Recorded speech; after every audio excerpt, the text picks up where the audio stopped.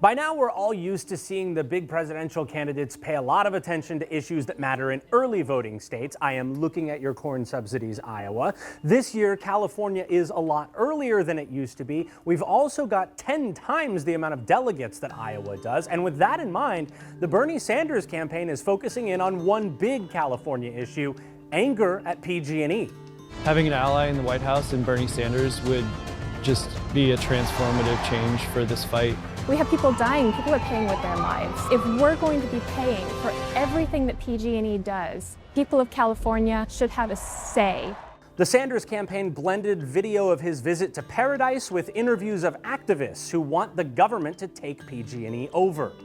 We've seen Democratic candidates point to California's wildfire crisis as part of the broader debate around climate change, but this is the first time we've seen a presidential candidate proactively campaign against PG&E.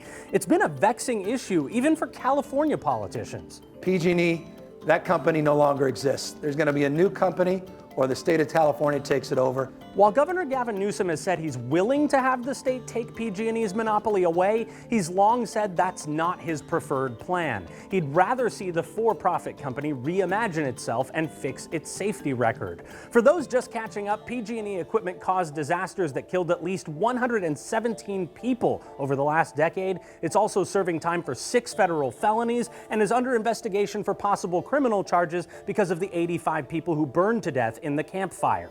The Sanders campaign touches on only a few of those points. Its bigger argument is that PG&E is an example of Wall Street greed. Right after the fire, they declared bankruptcy because they saw they were going to have tens of billions of dollars in liabilities. The only reason they filed was to limit the payouts that they might have to make on claims. That's a fair argument by Sanders. PG&E did justify its bankruptcy by declaring it had tens of billions in fire damage that it couldn't pay for, then made deals in bankruptcy court to negotiate those damages down. The Sanders video does have one California oops. Talking about PG&E's wildfire, they showed this shot with a highway sign for the Getty Center, the famous museum in LA, which is far from PG&E country. Note to East Coasters working on campaigns, California is hella big. We are in an emergency. It's a really bad situation with PG&E right now. State Senator Scott Wiener wrote a bill to take PG&E's power grid away and make it a nonprofit. He's backing Elizabeth Warren in the primary, but said, "I fully agree with Senator Sanders' call for a public takeover of PG&E."